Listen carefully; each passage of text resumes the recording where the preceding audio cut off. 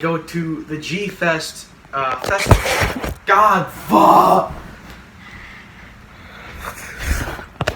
No! I have never seen Ghidrah the Three-Headed Monster. Now I know what you're thinking. I'm a Godzilla fan. I'm running a Godzilla YouTube channel. I go to the G Fest festival every year. And I go watch my favorite Godzilla YouTubers on a daily basis. I try to educate myself on other forms of kaiju and tokusatsu and all that. But yet I haven't seen one of the most, if not the most, famous and possibly the best Godzilla movie of all time, Ghidrah the Three-Headed Monster. So, why did I not bother with this film? Well, I think it's because the Showa films tend to be a bit boring for me. There was a big period in the Godzilla franchise where Godzilla films tend to have mostly humans and didn't actually have Godzilla until more than halfway into the film. So, I know about the popular scenes in it. I know that Godzilla gets shot with lightning in his groin, you know. Mothra climbs on Rodan's back. There's a whole scene where they're just laughing at each other getting shot by Mothra's webbing. Besides that, I really don't know much. I know the basic plot of the movie. Assassins try to assassinate this princess, and I guess that correlates with Godzilla. I haven't seen the film yet, so I wouldn't know. I'm gonna watch the film, see my opinion on it. Yeah. Let's do it. Hello everybody, my name is Connor and welcome to the very first episode of I Have Never Seen. God damn it, sir! Now, let me ask you this. Have you ever had a conversation with a fellow movie lover and then he brings up a movie which you haven't watched yet? Oh, isn't that a really good scene in the movie? Oh wait, you haven't seen the movie, did you? Oh, loser! And then he walks away and then you stop being friends. That's really relatable. Anyway, in today's episode, we're going to be talking about the review of Ghidrah the Three-Headed Monster. I'd like to say beforehand that this video is kind of cheating because I already saw Ghidrah the Three-Headed Monster in the Pickwick Theater at G-Fest 26. You can see the clip that I recorded of me watching Ghidrah the Three-Headed Monster on the Minnesota Godzilla fan club. So, anyway, let's talk about Ghidrah the Three-Headed Monster. I have to say that Ghidrah the Three-Headed Monster has to be one of the best Godzilla movies in the series. And I also have to say that, obviously not counting the original Godzilla 1954, this has to be the best of the Showa series. So anyway, let's talk about the plot. There was one detail I missed tremendously. If I knew that detail, maybe I would have enjoyed it less, but since I didn't know that detail, I enjoyed it more. So anyway, the detail was at the beginning of the film. Oh wait, this is going to be the spoiler section, so major spoilers. Please watch the movie before you watch this, especially if you don't know that much about the film, so please don't watch this video beforehand. And so I'm going to give you 5 seconds in order to click off this video and click on the nearest game theory video. 5 seconds starting in 3, 2, 1.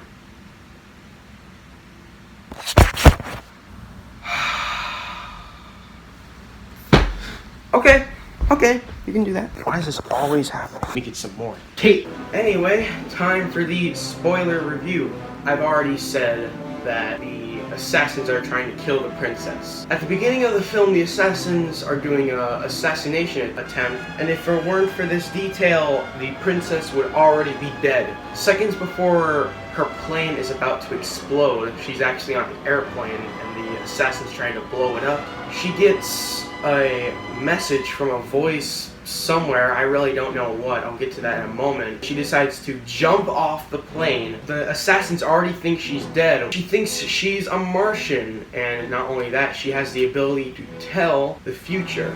Tell the future that a monster is going to attack Japan. Whew, that's some great future telling, sister. She decides to go out in public and talk about how Ghidrah, the Three-Headed Monster, is going to attack Japan in a matter of days, maybe? Mothra's in this movie. The Mothra larva, this connects tremendously to Godzilla versus the Thing because they talk about it a lot. The humans are the big fans of the Mothra twins, and so what the Mothra twins have been doing all this time after the defeat of Godzilla, they've been performing on stage, and so they're on a show called, I think, Where Are They Now, where they ask these kids if they want a performance from this certain big pop star, and then nobody expects them to say, "I want to see the Mothra twins."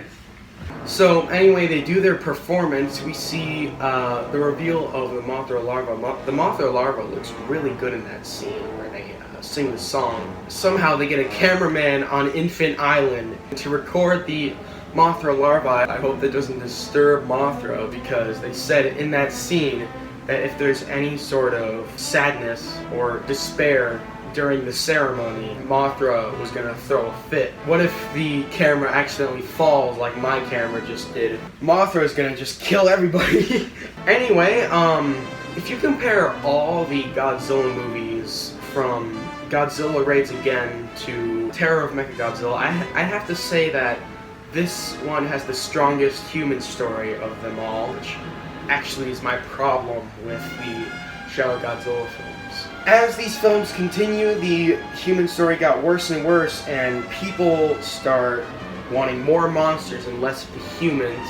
Toho start to go bankrupt, and then so all they have to offer the fans is the human story. That's what I think the biggest flaw of the Showa series is. I feel like Rodan and Godzilla were just thrown into the mix.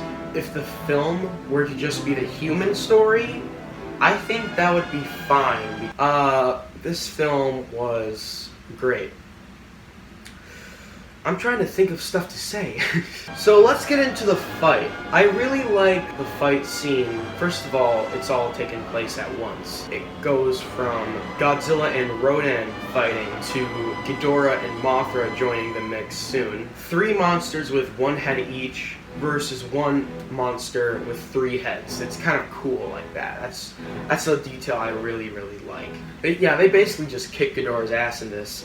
I'd like to say that I really do like Rodan in this, because Rodan, the time he basically does a psych on Ghidorah. They're chasing and flying in the sky, and then Rodan turns around and bashes Ghidorah straight into the ground, and there's this great scene where they drop the costume onto a rock and it looks really good. Anyway, there are lots of memorable moments. My favorite scene where Mothra tells Godzilla to watch his language. Rodan laughs his ass off, and then Godzilla laughs his ass off. I have to say, Godzilla, he gets his manhood taken away in this film.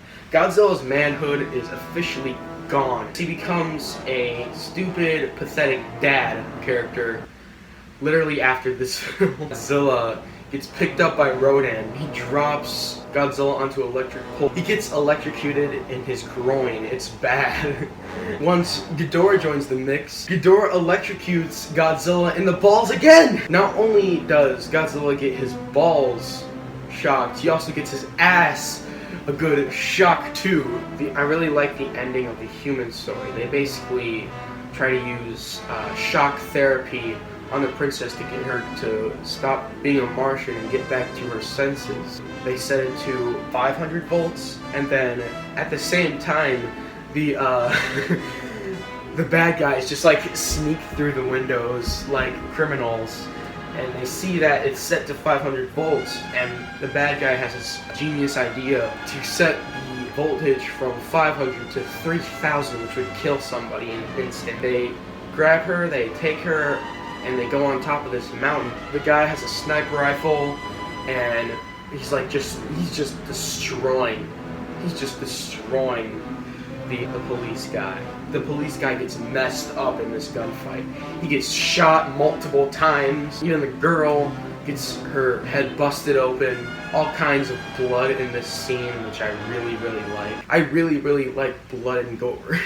After the release of Endgame, I have loads of respect for the MCU. So with this, I like to think that it's sort of like Endgame, where this huge event happened, and then sometime later you see how everybody has reacted. Where after Godzilla versus Mothra, the fairies are now singing live on stage.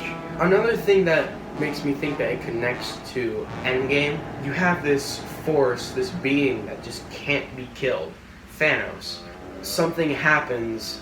After all that, they all have to reunite together. Just like in the original Avengers, where they all had to unite together. And Mothra is sort of like Nick Fury, bringing them all together. That's my opinion on the movie.